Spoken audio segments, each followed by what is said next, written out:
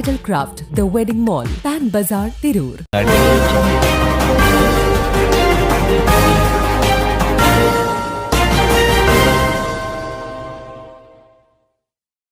നമസ്കാരം, പ്രഹേളിക ന്യൂസിലേക്ക് സ്വാഗതം. എല്ലാവർക്കും നമസ്കാരം. കൊടും ചൂടിൽ തിരൂര് നിയോജക മണ്ഡലത്തിലെ എല്ലാ വോട്ടർമാരെയും നേരിട്ട് കാണാൻ ചുരുങ്ങിയ ദിവസത്തിനുള്ളിൽ സാധ്യമല്ല. അപ്പം അതിന് പറ്റിയ ഏറ്റവും നല്ല അന്തരീക്ഷം എന്ന് പറയുന്നത് നമ്മുടെ മാധ്യമ സുഹൃത്തുക്കളുമായി ഒരുമിച്ചൊരു സൗഹൃദത്തിൽ ഒരുമിച്ചിരുന്ന് ഒരുമിച്ച് സമകാലീന നിയോജക മണ്ഡലത്തിൻ്റെ അവസ്ഥകളൊക്കെ ഒന്ന് ചർച്ച ചെയ്ത് നിങ്ങളുടെയൊക്കെ ഒരു പിന്തുണയും സഹായവും ഞാൻ ആവശ്യപ്പെടുന്നതിന് വേണ്ടി, ഒരുമിച്ച് എല്ലാവരെയും ലഭിക്കുന്നതിന് വേണ്ടിയാണ് ഇന്നിവിടെ ഇങ്ങനെ ഒരു നിർദ്ദേശം വെച്ചിട്ടുള്ളത്. നിർഭാഗ്യവശാൽ എല്ലാവരും നല്ല തിരക്കുള്ള സമയമാണ്. എല്ലാവർക്കും പറഞ്ഞ സമയത്ത് എത്താൻ കഴിഞ്ഞിട്ടുണ്ടാവില്ല. എങ്കിലും ഞാൻ അവരോടുകൂടി അഭ്യർത്ഥിക്കുകയാണ്, ജനാധിപത്യത്തിൻ്റെ ഒരു മാറ്റുരയ്ക്കുന്ന ഒരു അവസ്ഥ ഇവിടെ ഉണ്ടാകണം. കാരണം തിരൂർ അത്രയും പ്രധാനപ്പെട്ട ഒരു നിയോജക മണ്ഡലമാണ്. അതിനുള്ള അവസരങ്ങൾ എല്ലാവരും സൃഷ്ടിക്കണം, സഹകരിക്കണം, സഹായിക്കണം എന്ന് അഭ്യർത്ഥിക്കാനാണ് ഈ അവസരം ഉപയോഗിക്കുന്നത്. തിരൂർ നിയോജക മണ്ഡലത്തിൽ വികസനം ഒന്നും നടന്നിട്ടില്ല എന്നുള്ളതാണ് പരമാർത്ഥം. കാരണം ഒരേ പ്രസ്ഥാനത്തിൻ്റെ ജനപ്രതിനിധികൾ പതിറ്റാണ്ടുകളായി വിജയിച്ചു പോയിട്ടും മാറി മാറി മുന്നണികൾ ഭരിച്ചിട്ടും അടിസ്ഥാന ജനവിഭാഗത്തിൻ്റെ പ്രശ്നങ്ങൾ, കുടിവെള്ളമടക്കമുള്ള പ്രശ്നങ്ങൾ, പൊതു ശ്മശാനങ്ങൾ, മറ്റ് തിരൂരിൻ്റെ ആധുനിക തിരൂരാക്കി മാറ്റുന്നതിനുള്ള ഭാവാത്മകമായ പദ്ധതികൾ ഒന്നും കൊണ്ടുവരാൻ കഴിഞ്ഞിട്ടില്ല. പൊട്ടിപ്പൊളിഞ്ഞു കിടക്കുന്ന റോഡുകളാണ്. ഭാരതപ്പുഴ ഒഴുകിക്കൊണ്ടിരിക്കുന്ന ധാരാളം ജലസമ്പത്തുള്ള ഈ നിയോജക മണ്ഡലത്തിൽ ഭാരതപ്പുഴ ഒഴുകുന്ന പഞ്ചായത്തിൽ പോലും ചില സ്ഥലങ്ങളിൽ കുടിവെള്ളമില്ല. എന്തൊരു ദുര്യോഗമാണ്!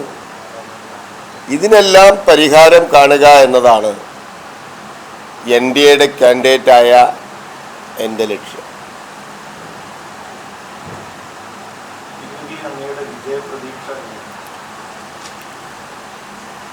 തിരൂരിൽ എന്ന് മാത്രമല്ല, വിശേഷിച്ചും തിരൂരിൽ കേന്ദ്ര ഗവൺമെൻറ് നടപ്പാക്കിയ വികസനോന്മുഖമായ പദ്ധതികൾ ഈ തെരഞ്ഞെടുപ്പിൽ ഭാരതീയ ജനതാ പാർട്ടിയും ദേശീയ ജനാധിപത്യവും മുന്നോട്ട് വയ്ക്കുന്ന വികസിത കേരളം, സുരക്ഷിത കേരളം, വിശ്വാസ സംരക്ഷണം. ഇന്നത്തെ രാഷ്ട്രീയം എന്ന് പറയുന്നത് വികസനത്തിൻ്റെ രാഷ്ട്രീയമാണ്. കേന്ദ്ര ഗവൺമെൻറ് വികസനമാണ് നടപ്പാക്കി ജനങ്ങളുടെ പിന്തുണ നേടിയിട്ടുള്ളത്. അതുകൊണ്ട് കേരളത്തിൽ തിരൂരിൽ വികസനം ലക്ഷ്യമാക്കി ചിന്തിക്കുകയും അന്ധമായ അടിമത്ത രാഷ്ട്രീയം ഉപേക്ഷിച്ചുകൊണ്ട് ആർക്കാണ് ഇന്നത്തെ സാഹചര്യത്തിൽ വികസനം കൊണ്ടുവരാൻ കഴിയുക എന്ന് യുവാക്കൾ, അഭ്യസ്ത വിദ്യർ, കർഷകർ, തൊഴിലാളികൾ, നല്ല വിദ്യാസമ്പന്നരായ പ്രൊഫഷണലുകൾ എല്ലാം ചിന്തിക്കുന്നത് അതാണ്. അടിമത്ത രാഷ്ട്രീയം വിട്ട് വികസന രാഷ്ട്രീയം വരണമെന്ന്. അതിന് പറ്റിയ അറ്റ്മോസ്ഫിയർ ഇന്ന് NDAയോടൊപ്പമാണ്. ഈ രാജ്യം ഭരിക്കുന്ന NDA ഒരു നയാ പൈസയുടെ അഴിമതി നടത്താതെ വികസനം മാത്രമാണ് മുന്നോട്ട് വെച്ചിട്ടുള്ളത്. അനുഭവവേദ്യമാണ് തിരൂരിലെ ജനതയ്ക്കത്. അമൃത് ഭാരത് പദ്ധതിയിൽ ഉൾപ്പെടുത്തിക്കൊണ്ട് തിരൂർ റെയിൽവേ സ്റ്റേഷൻ ഒരു ലോകോത്തര നിലവാരത്തിലേക്ക് ഉയർത്തിക്കൊണ്ടിരിക്കുകയാണ്. പ്രായം ചെന്ന ആളുകൾക്കൊക്കെ ഒരു കമ്പാർട്ട്മെന്റ്, ഒരു പ്ലാറ്റ്ഫോമിൽ നിന്ന് മറ്റൊരു പ്ലാറ്റ്ഫോമിലേക്ക് പോകാൻ എസ്കലേറ്റർ അടക്കം ആധുനിക സൗകര്യങ്ങൾ വന്നിരിക്കുകയാണ്. ദുർഗന്ധം വമിക്കുന്ന റെയിൽവേ പാളങ്ങളും മാലിന്യ കൂമ്പാരങ്ങളും അനാശാസ്യ പ്രവർത്തനവും നടന്നിരുന്ന ആ റെയിൽവേ സ്റ്റേഷൻ ആകാശത്ത് നക്ഷത്രങ്ങൾ ഉദിക്കുന്നത് പോലെ വർണ്ണശബളമായിക്കൊണ്ട് രാവും പകലും ഒരുപോലെ സജീവമാണ്, നിശബ്ദമാണ്, ശാന്തമാണ്. ആയിരക്കണക്കിന് ആളുകളാണ് ദൈനംദിനം യാത്ര ചെയ്യുന്നത്. 100-നടുത്തോളം ട്രെയിനുകളാണ് അതുവഴി കടന്നു പോകുന്നത്. വന്ദേ ഭാരത് അടക്കമുള്ള ട്രെയിനുകൾ അവിടെ നിർത്താൻ കഴിഞ്ഞിട്ടുണ്ട്. തിരൂരാണെങ്കിൽ തിരൂർ ബേപ്പൂർ ആദ്യത്തെ കേരളത്തിലെ റെയിൽവേ ചരിത്രത്തിൽ ആദ്യത്തെ റെയിലാണ്. എത്ര പതിറ്റാണ്ടായി, എത്ര കേന്ദ്രമന്ത്രിമാർ നമുക്കുണ്ടായിരുന്നു. മലപ്പുറം ജില്ലയിൽ നിന്ന് തന്നെ റെയിൽവേ മന്ത്രി ഉണ്ടായില്ലേ, സഹമന്ത്രി. പക്ഷെ തിരൂരിന് എന്ത് സംഭാവന ചെയ്തു? ഒരു ജനപ്രതിനിധി പോലുമില്ലാത്ത BJP അല്ലെങ്കിൽ NDA ആണ് തിരൂരിന് ഈ പദ്ധതി കൊണ്ടുവന്നത്. ഇനിയും ഒട്ടേറെ പദ്ധതികൾ തിരൂരിന് കൊണ്ടുവരാനുണ്ട്. അതെല്ലാം സാക്ഷാത്കരിക്കണമെങ്കിൽ ഞാൻ നേരത്തെ പറഞ്ഞ വികസനോന്മുഖ രാഷ്ട്രീയം, പരമ്പരാഗതമായ മലപ്പുറം ജില്ലയുടെ കേരളത്തിൻ്റെ രാഷ്ട്രീയത്തിന് കാതലായ ഒരു വ്യതിയാനമാണ് NDA നടത്തിയിട്ടുള്ളത്. ലോലമായ വികാരങ്ങളെ ഉണർത്തി വോട്ട് ബാങ്ക് രാഷ്ട്രീയം കളിച്ച് എന്നും ആ വൈകാരികമായ പ്രവണതകൾ കൊണ്ട് വിജയിച്ച് കരയേറാമെന്ന് കരുതുന്നതിന് വ്യത്യസ്തമായി നാടിനെന്തെങ്കിലും ചെയ്യണം, ജനങ്ങൾക്ക് എന്തെങ്കിലും ചെയ്യണം, വികസനം കൊണ്ടുവന്നാൽ മാത്രമേ മുന്നോട്ട് കേരളത്തിൻ്റെ ഈ ദയനീയമായ അവസ്ഥയ്ക്ക് മാറ്റമുണ്ടാകാൻ കഴിയൂ എന്നാണ് ജനങ്ങൾ മനസ്സിലാക്കുന്നത്. ഈ റെയിൽവേയുമായി ബന്ധപ്പെട്ടതുകൊണ്ട് ചോദിച്ചാൽ, റെയിൽവേ ശരിയാണ് 18 കോടി രൂപയുടെ നല്ല വികസനം നടത്തിയിട്ടുണ്ട്. പക്ഷെ നമുക്ക് ഈ വന്ദേ ഭാരതുമായി ബന്ധപ്പെട്ടിട്ട് ഒന്നാം വന്ദേ ഭാരത് നടത്തുന്നത്, അതായത് ആദ്യം ഓടിത്തുടങ്ങിയ വന്ദേ ഭാരത് നിർത്തുന്നത്. പിന്നെ അതുപോലെ മറ്റൊരു ചെറിയ പ്രശ്നം നമ്മുടെ വെറ്റില കർഷകരുമായി ബന്ധപ്പെട്ടിട്ട് വെസ്റ്റ് കോസ്റ്റ് എക്സ്പ്രസ്സിൽ പാഴ്സൽ ബോഗി കുറച്ചതുകൊണ്ട് അവർക്ക് വെറ്റില കൊണ്ടുപോകാൻ കഴിയാത്ത ചെറിയ പ്രതിസന്ധി. പിന്നെ അതുപോലെ മൂന്നാമത്തെ ഒരു പ്രശ്നം, വൈകിട്ട് നമുക്ക് 5 മണിക്ക് ശേഷം കോഴിക്കോട് ഭാഗത്തേക്ക് ട്രെയിനുകൾ ഇരിക്കുക. അപ്പോൾ ഇത്തരത്തിൽ അതൊക്കെ അടിസ്ഥാനപരമായ റെയിൽവേയുമായി ബന്ധപ്പെട്ടുള്ള കാര്യങ്ങളാണ്. അപ്പോൾ ഇതൊക്കെ പരിഹരിക്കാൻ BJPയുടെ ഭാഗത്ത് എന്ത് നടപടിയാണ്? വളരെ നല്ല ചോദ്യം. ഞാൻ എല്ലാം കൂടി പറയുന്നത് ശരിയല്ല എന്നതുകൊണ്ടാണ് അതെല്ലാം പറയാതിരുന്നത്. നിലവിലുള്ള സാഹചര്യം സമ്പൂർണമായി എന്ന് ഞാൻ പറഞ്ഞിട്ടില്ല. ഇപ്പോൾ തിരൂർ പാൻ ഭൗമസൂചിക പദവി ലഭിച്ചതാണ്. ആ ഭൗമസൂചിക പദവി ലഭിച്ചത് കൊണ്ട് ഒരു ഇൻ്റർനാഷണൽ മാർക്കറ്റിലും മറ്റും അതിനൊട്ടേറെ സാധ്യതകളുണ്ട് എന്നുള്ളത് ശരിയാണ്. പക്ഷേ അത് പ്രായോഗിക തലത്തിൽ വരാൻ ഇനിയും കുറേ കാര്യങ്ങൾ ചെയ്യാനുണ്ട്. ഒന്ന്, താങ്കൾ പറഞ്ഞ അതിൻ്റെ കയറ്റുമതി. അതേപോലെ തന്നെ അതുമായി ബന്ധപ്പെട്ട് അവർക്ക് വെറ്റില കർഷകർക്ക് ആധുനിക പരിശീലനങ്ങൾ ലഭിക്കേണ്ടതുണ്ട്, സബ്സിഡികൾ ലഭിക്കേണ്ടതുണ്ട്. അവരുടെ ഈ തിരൂർ പാൻ ഭൗമസൂചിക പദവി ലഭിച്ചത് കൊണ്ട് അത് മാർക്കറ്റ് ചെയ്യാൻ, ഡിമാൻഡിനനുസരിച്ച് സപ്ലൈ ചെയ്യാൻ ഈ ബോഗികളുടെ എണ്ണം കൂട്ടി കർഷകരുടെ തിരൂർ വെറ്റില കയറ്റി അയക്കാനുള്ള സൗകര്യങ്ങൾ കൂട്ടാൻ തീർച്ചയായും NDA ശ്രമിക്കും. ഇത് വെറും വെറ്റില കൃഷി കയറ്റി അയച്ച് ചവച്ച് തുപ്പുക എന്നതിനപ്പുറത്ത് മൂല്യവർദ്ധിതമായ എന്തെല്ലാം ഉൽപ്പന്നങ്ങൾ ഉണ്ടാക്കാം. വെറ്റില ചായ ഒരു നല്ലൊരു ഔഷധമാണ്. വെറ്റില കൊണ്ടുള്ള ഔഷധങ്ങൾ, തൈലം, കഷായം തുടങ്ങിയിട്ടുള്ള വൈവിധ്യമാർന്ന സുഗന്ധദ്രവ്യങ്ങളടക്കമുള്ള സാധനങ്ങൾ ഉൽപ്പാദിപ്പിക്കാൻ കഴിയും. എന്തുകൊണ്ടാണ് നമ്മുടെ സംസ്ഥാനത്ത് ഈ മണ്ണിനോട് മല്ലടിക്കുന്ന വെറ്റില കർഷകർക്ക് മക്കളെ നോക്കുന്നത് പോലെ രാവും പകലും വളരെ ശ്രദ്ധയോടെ നോക്കേണ്ട, ദൈനംദിനം നോക്കി പരിപാലിച്ച് കൊണ്ടുവരേണ്ട ഒരു കൃഷിയാണ്. 15 ദിവസം കൊണ്ട് വിളവെടുക്കാം, പക്ഷെ അതിൽ പുഴു വരരുത്, കൃത്യമായി വെള്ളം വേണം, അധികമായി വെയിൽ കൊള്ളരുത്, എന്നാൽ വെയിൽ നല്ലവണ്ണം വേണം.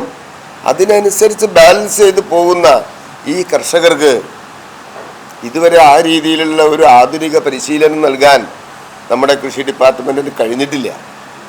ഇത് മാത്രമല്ല, വേറെ നമ്മുടെ കൃഷി ഇവിടെ വളരെ ഫേമസ് ആയ ഒരു കൃഷിയാണല്ലോ താമര കൃഷി.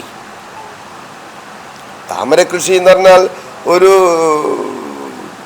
മലപ്പുറം ജില്ലയുടെ തിരൂർ നിയോജക മണ്ഡലത്തിൻ്റെ തോടുകളും അതുപോലുള്ള ജലസംഭരണികളിലുമൊക്കെ പരിശീലനം നൽകി എക്സ്പോർട്ട് ചെയ്ത് വിദേശ നാണ്യമടക്കം നമുക്ക് നേടാൻ പറ്റുന്ന വലിയ സാധ്യതയുള്ള കൃഷിയാണ്.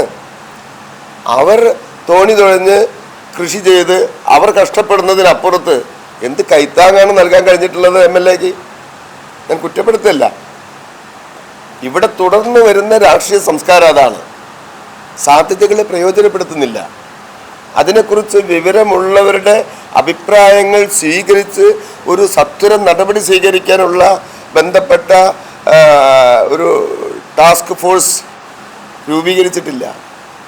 അതുകൊണ്ട് ഇതെല്ലാം പരിഹരിക്കപ്പെടണം. ഇപ്പോൾ തിരൂരിലെ ഒരുപാട് പുഴകൾ, തോടുകൾ, കായലുകൾ, നെൽപ്പാടങ്ങൾ, തണ്ണീർത്തടങ്ങൾ ഒക്കെ ഉണ്ട്. ഈ തണ്ണീർത്തടങ്ങൾ ഒക്കെ ചെയ്യാവുന്ന ഒരു നല്ല കാര്യം, ഇതേപോലുള്ള പ്രവർത്തനങ്ങൾ നടത്താൻ പറ്റുന്ന സ്ഥലമാണ്.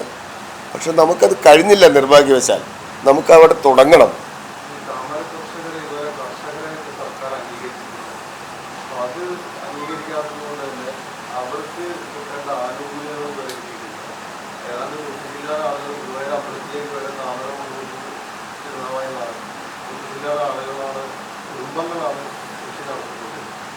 അവർക്ക് ഒരു തരത്തിലുള്ള ആനുകൂല്യങ്ങൾ കിട്ടാത്തത് കൊണ്ട് കാലാവസ്ഥയ്ക്കനുസരിച്ച് മാർക്കറ്റിനനുസരിച്ച് മാത്രമുള്ള ജീവിതമാകുക.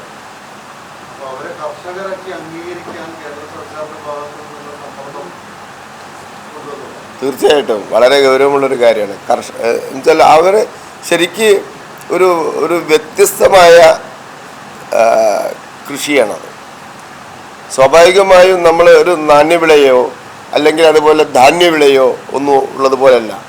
ഇതിൻ്റെ സാധ്യതകൾ അധികാര കേന്ദ്രങ്ങളിൽ വേണ്ട പോലെ പ്രസൻറ്റ് ചെയ്യാൻ കഴിഞ്ഞിട്ടുണ്ടാവില്ല. തീർച്ചയായിട്ടും ഞാൻ ആ ഉത്തരവാദിത്തം ഏറ്റെടുക്കാം. താമര കർഷകരുടെ ഈ പ്രശ്നം ബന്ധപ്പെട്ട ഡിപ്പാർട്ട്മെൻറ്റിൽ സ്വാഭാവികമായും ഇത് നാണ്യവിളയുടെ കൂട്ടത്തിലോ ധാന്യവിളയുടെ കൂട്ടത്തിലോ ഒന്നും വരാത്തത് കൊണ്ട് അധികാര കേന്ദ്രങ്ങളിൽ ബന്ധപ്പെട്ട ജനപ്രതിനിധി, MLA, ബന്ധപ്പെട്ട MP, അതുപോലെ ഇവിടുത്തെ ലോക്കൽ ബോഡികളുടെ പ്രമേയം, തിരുനാവായ ലോക്കൽ ബോഡിയുടെ പ്രമേയം, ഇതൊക്കെ ബന്ധപ്പെട്ട ഡിപ്പാർട്ട്മെൻറ്റിൽ എത്തിയിട്ടില്ല. ഇതൊരു ധാരാളം കുടുംബങ്ങളെ ആശ്രയിക്കുന്ന വളരെ സാധ്യതയുള്ള ഒരു കൃഷിയാണ്.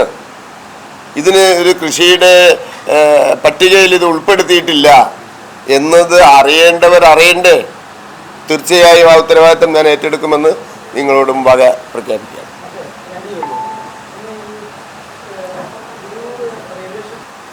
അതൊരു വലിയ ക്യാൻവാസിൽ അവതരിപ്പിക്കേണ്ട ഒരു വിഷയമാണ്. ആരും എന്നോട് ചോദിക്കാത്തതുകൊണ്ട് പറയാതിരുന്നതാണ്. ഞാനത് പരമാവധി ശ്രമിക്കുന്നുണ്ട്. പക്ഷേ ബധിരകർണങ്ങളിലാണ് അത് എത്തുന്നത്. ഈ വിഷയം അല്ല ഉദ്ദേശിക്കുന്നത്. ഞാൻ ഉദ്ദേശിക്കുന്നത് വേറൊരു വിഷയമാണ്. തുഞ്ചത്ത് എഴുത്തച്ഛൻ്റെ സാധ്യത, തുഞ്ചൻ പറമ്പിൻ്റെ സാധ്യത എത്ര പതിറ്റാണ്ടായി കേരളത്തിലെ ലോകത്തിലെ മുഴുവൻ മലയാളികളുടെയും ഒരു ഭാഷാ തീർത്ഥാടന കേന്ദ്രമാക്കി വളർത്താവുന്ന, സാംസ്കാരിക സമുച്ചയം ആക്കി വളർത്താവുന്ന ഗവേഷണ വിദ്യാർത്ഥികൾക്ക്, അതേപോലെ അതിനോടനുസരിച്ചുള്ള സമുച്ചയത്തിൽ നിരവധി അനുബന്ധമായ ഒരുപാട്, ഞാൻ എല്ലാം എക്സ്പ്ലെയിൻ ചെയ്യുന്നില്ല, ചെയ്യാവുന്നൊരു സ്ഥലം എന്തുകൊണ്ടാണ് അവഗണിക്കപ്പെടുന്നത്? തിരൂര് റെയിൽവേ സ്റ്റേഷന് തുഞ്ചൻ പറമ്പ് സ്മാരക റെയിൽവേ സ്റ്റേഷൻ എന്ന് തിരൂർ തുഞ്ചൻ പറമ്പ് സ്മാരക റെയിൽവേ സ്റ്റേഷൻ എന്ന് പുനർനാമകരണം ചെയ്യാൻ വളരെ പെട്ടെന്ന് ഈ പദ്ധതിയുടെ ഉദ്ഘാടനം അനുബന്ധ പ്രവർത്തനങ്ങൾ പൂർത്തിയാകുന്നതോടുകൂടി അതിന് ആവശ്യമായ സത്വര നടപടി സ്വീകരിക്കും. ഞാൻ തന്നെ നേതൃത്വം നൽകി ഇവിടുത്തെ സംഘടനയുടെ പാർട്ടിയുടെ പിന്തുണയോടുകൂടി സംസ്ഥാന അധ്യക്ഷൻ്റെ പിന്തുണയോടുകൂടി അത് യാഥാർത്ഥ്യമാക്കും. അത് ഒരു പേര് മാത്രമല്ല, അതൊരു സാംസ്കാരിക കൂട്ടിച്ചേർക്കലാണ്. ഭാരതത്തിലെ അങ്ങോളം ഇങ്ങോളമുള്ള ജനതയെ നവോത്ഥാന കാലഘട്ടത്തിലെ നായകന്മാരെയൊക്കെ കൂട്ടിച്ചേർത്തുകൊണ്ട് വ്യത്യസ്തങ്ങളായ പദ്ധതികൾ ആവിഷ്കരിക്കുന്നുണ്ട്. പക്ഷെ എന്തുകൊണ്ട് കേവലം ഒരു ട്രസ്റ്റിൽ ഒതുങ്ങി നിന്നുകൊണ്ട് കേവലം ഒരു അക്കാദമികമായ ചില കാര്യങ്ങൾ മാത്രം നടത്തി ഒരു പിടി ആളുകളിൽ മാത്രം ഒതുക്കി നിൽക്കുന്ന ഒരു ചെറിയ പരിപാടിയാക്കി അതിനെ മാറ്റുന്നതിന് ഒരു വലിയ ക്യാൻവാസിലേക്കാക്കി മാറ്റും? നമുക്കറിയാമല്ലോ, നർമ്മദയുടെ തീരത്ത് statue of unity Sardar Vallabhbhai പട്ടേലിൻ്റെ എത്ര വിമർശനം ഉണ്ടായതാ. പ്രതിമയ്ക്ക് എന്തിനാ ഇത്ര കോടികൾ എന്ന് പറഞ്ഞില്ലേ? പ്രതിവർഷം 50 ലക്ഷത്തിലധികം വരുന്ന ടൂറിസ്റ്റുകളാണ് അവിടെ വരുന്നത്. 100 കോടിയിലധികമാണ് റവന്യൂ അവിടെ ഉണ്ടാകുന്നത്. വിജനമായ ചെറ്റക്കുടിലുകൾ ഉണ്ടായിരുന്ന, നിർധനരായ ആളുകൾ താമസിച്ചിരുന്ന, പാവപ്പെട്ട ആളുകൾ തിങ്ങിപ്പാർത്തിരുന്ന ഒരു ഗ്രാമം. ആ ഗ്രാമം ഇന്ന് ഇന്ത്യ രാജ്യത്തെ പ്രധാനപ്പെട്ട 5 നഗരങ്ങളിൽ ഒന്നായി മാറിയിരിക്കുക. എന്തുകൊണ്ട് ഈ തുഞ്ചൻ പറമ്പിൻ്റെ സാധ്യത? തുഞ്ചൻ്റെ പേരിൽ തുഞ്ചൻ പറമ്പുണ്ട്, മലയാള സർവകലാശാലയുണ്ട്, നമുക്കറിയാലോ. എല്ലാം അഴിമതിക്ക് വേണ്ടിയിട്ട് ഉപയോഗപ്പെടുത്തുകയാണ്, സ്വാർത്ഥ ലാഭങ്ങൾക്ക് വേണ്ടി ഉപയോഗപ്പെടുത്തുകയാണ്. പരമ്പരാഗതമായ രാഷ്ട്രീയ നേതൃത്വം ചെയ്തിട്ടുള്ളത് മലയാള സർവകലാശാലയുടെ സ്ഥലം അക്വിസിഷനിൽ നടന്നുള്ള കോടാനുകോടിയുടെ അഴിമതി.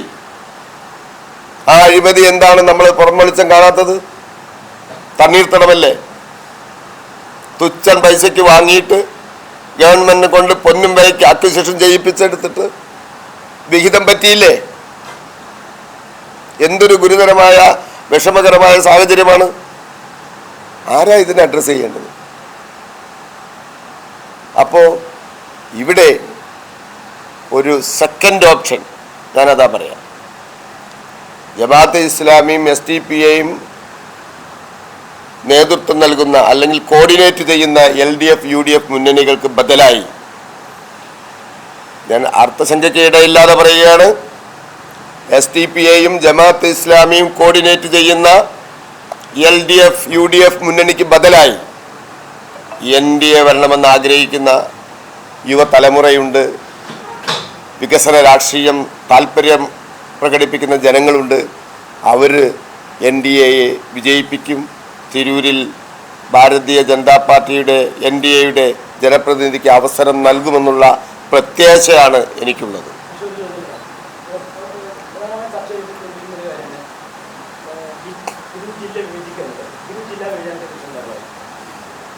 വിഭജനം എന്ന് പറഞ്ഞാൽ തന്നെ ദുഃഖകരമായ വിഭജനമുണ്ട്, സന്തോഷകരമായ വിഭജനമുണ്ട്. തിരൂര് മലപ്പുറം ജില്ല മാത്രമല്ല, ടോട്ടൽ കേരളം ജനസംഖ്യ ആനുപാതികമായി നോക്കിയിട്ട്, വികസനത്തിൻ്റെ കാര്യങ്ങൾ നോക്കിയിട്ട് ഒരു സ്റ്റഡി നടത്തിയിട്ട് ആ പഠനത്തിൻ്റെ അടിസ്ഥാനത്തിൽ എവിടെ എങ്ങനെ വിഭജിക്കണമെന്ന് തീരുമാനിക്കണം. അതിനൊരു അക്കാദമിക് വിങ് വേണം. വൈകാരികമായി ഒരു ജനവിഭാഗം മാത്രം തിങ്ങിപ്പാർക്കുന്നു എന്നതുകൊണ്ട് വിഭജിക്കണമെന്നും അതിനെ അങ്ങനെ വിഭജിക്കരുത് എന്നും പറയുന്നതിൽ ഒരർത്ഥവുമില്ല. ജനങ്ങൾക്ക് സേവനം ലഭിക്കാനും ജനങ്ങൾക്ക് അംഗീകാരം ലഭിക്കുന്നതിനും അതിന് അനുയോജ്യമായ തീരുമാനങ്ങൾ എടുക്കേണ്ടതുണ്ട്. മലപ്പുറം ജില്ല മാത്രമല്ല, മലബാറിലും തിരുവിതാംകൂറിലും ഒക്കെ തന്നെ ഇങ്ങനെയുള്ളൊരു സ്റ്റഡി നടത്തിയിട്ട് പോപ്പുലേഷൻ, വികസനം, മറ്റ് സൗകര്യങ്ങളൊക്കെ നോക്കിയിട്ട് നടക്കണം. അപ്പം അതുകൊണ്ട് മലപ്പുറം ജില്ല മാത്രം വിഭജിക്കണം, അതിനെക്കുറിച്ച് മാത്രം ചർച്ച ചെയ്യണം, അത് മാത്രമേ വിഭജിക്കാവൂ എന്നുള്ളതിനോട് എനിക്ക് യോജിപ്പില്ല. ടോട്ടൽ കേരളത്തിൻ്റെ പോപ്പുലേഷൻ, ഡെൻസിറ്റി ഓഫ് പോപ്പുലേഷൻ, സാധ്യതകൾ മനസ്സിലാക്കിക്കൊണ്ട് എവിടെയാണ് ഇത് അനിവാര്യം അവിടെ അത് ചെയ്യണം.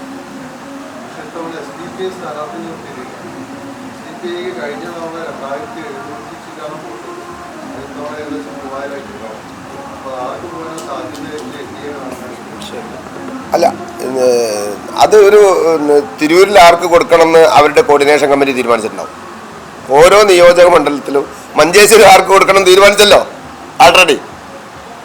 മഞ്ചേശ്വരം മുൻ സംസ്ഥാന അധ്യക്ഷൻ കെ സുരേന്ദ്രൻ മത്സരിക്കുന്ന സ്ഥലത്ത് വിഡ്രോ ചെയ്തിട്ട് ആർക്ക് കൊടുക്കണം തീരുമാനിച്ചല്ലോ.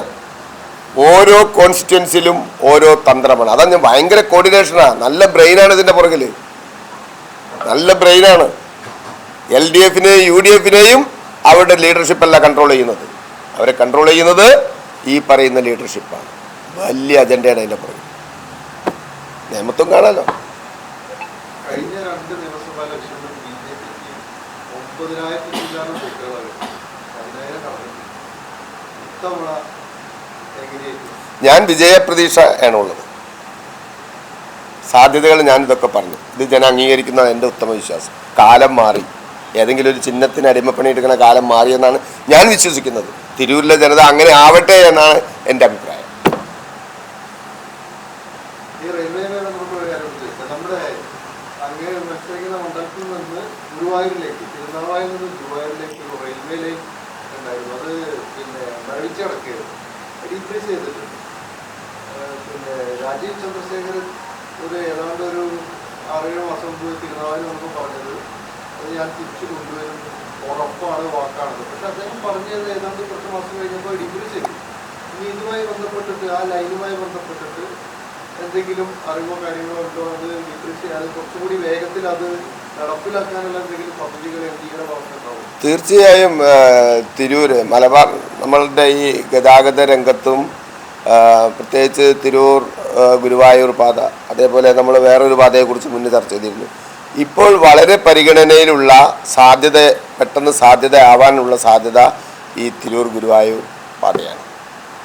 അത് നെക്സ്റ്റ് അതിൻ്റെ പുരോഗതി നമുക്ക് കാണാൻ പറ്റും. കഴിഞ്ഞ ബഡ്ജറ്റിലൊക്കെ നമുക്കറിയാലോ, കാണാൻ പറ്റുമെന്നാണ് ഞാൻ പ്രതീക്ഷിക്കുന്നത്. കറണ്ട് പോയതാണോ?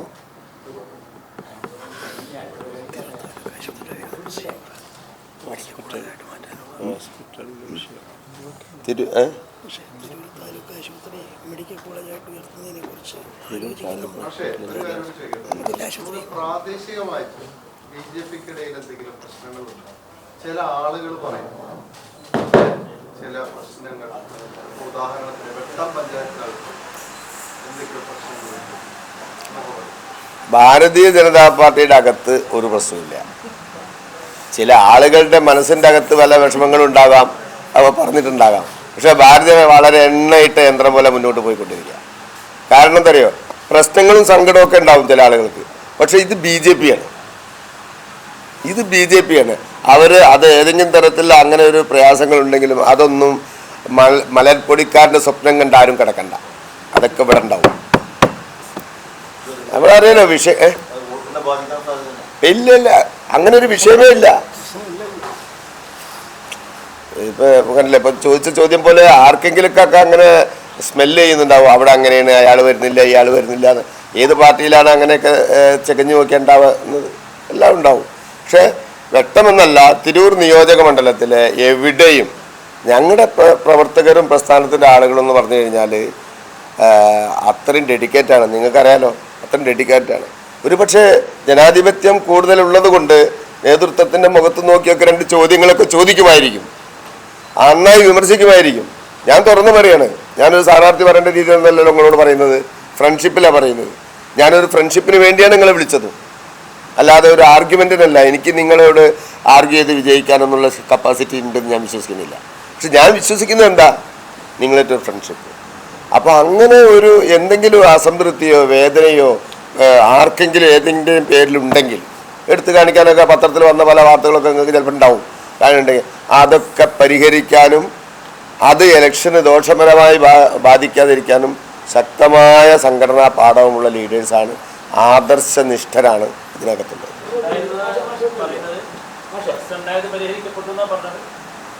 അല്ല, ഉണ്ടെങ്കിലല്ലേ പരിഹരിക്കേണ്ടതുള്ളൂ.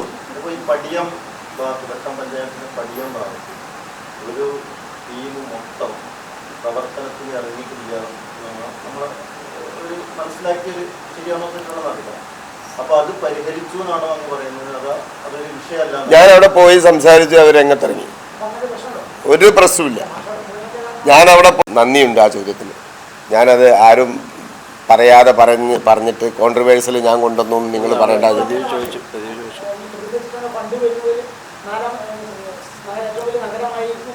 ആ അതെ, അവിടെ തീർച്ചയായും തുഞ്ചത്താചാര്യൻ്റെ പ്രതിമ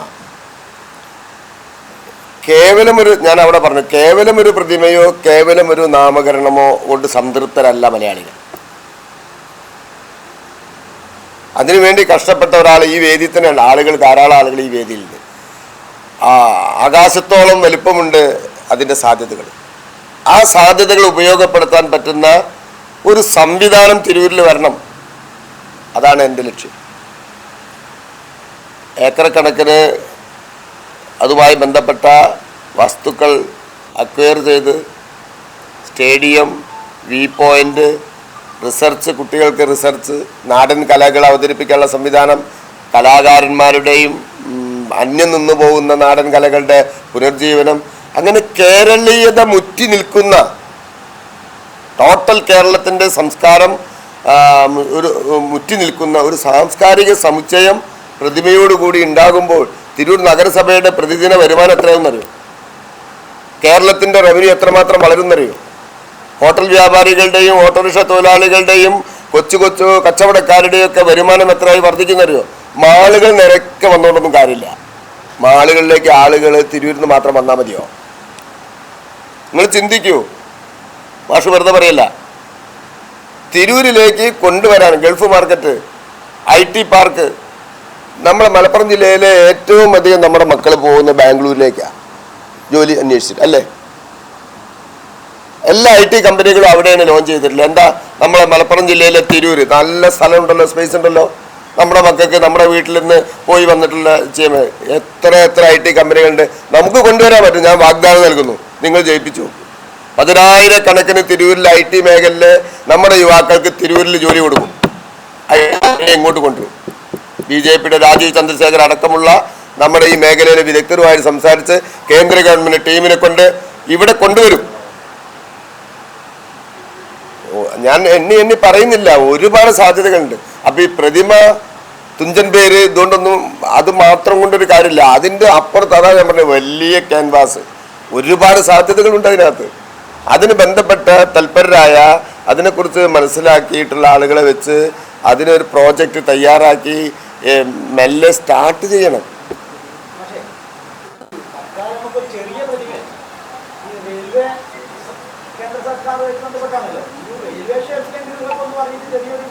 അല്ല, അത് ചെയ്യും. അത് പക്ഷെ ഞാൻ പറഞ്ഞില്ലേ, ഞാൻ എൻ്റെ ഒരു സ്ഥാനാർത്ഥി എന്ന നിലയിൽ എൻ്റെ അഭിലാഷം ഞാൻ പറഞ്ഞത്, ചെറിയൊരു പ്രതിമ സ്ഥാപിക്കാനോ, ഇനി അതല്ലെങ്കിൽ ഞാൻ അടക്കുന്ന നമ്മുടെ ആളുകളെ, സാംസ്കാരിക നിങ്ങളൊക്കെ ഉൾക്കൊള്ളുന്ന ആളുകൾ വെച്ചിട്ട് അതിനൊരു 10 സെൻറ്റോ 1 ഏക്കർ സ്ഥലം വാങ്ങിയിട്ട് വലിയ പ്രതിമയും അനുബന്ധ സാംസ്കാരിക കേന്ദ്രമൊക്കെ ഉണ്ടാക്കാൻ നമുക്ക് കഴിയും. പക്ഷെ ഞാൻ അതല്ല പറഞ്ഞത്. തിരൂരിൽ നിന്ന് റെയിൽവേ സ്റ്റേഷനിൽ നിന്ന് ഇറങ്ങി വരുമ്പോൾ അവിടെ ഒരു നമ്മുടെ തിരൂരിൻ്റെയും ഇതിൻ്റെയും പൈതൃകമുള്ള ഒരു പൈതൃക ലാബ്, അതിനുള്ളിൽ തുഞ്ചൻ്റെ പ്രതിമ, അതിനുള്ളിൽ അതൊക്കെ നമുക്ക് ചെയ്യാൻ പറ്റും. അത് നമ്മൾ ചെയ്യും. പക്ഷെ അതിലൊതുങ്ങി നിൽക്കരുത്. അതിലൊതുങ്ങി നിൽക്കും.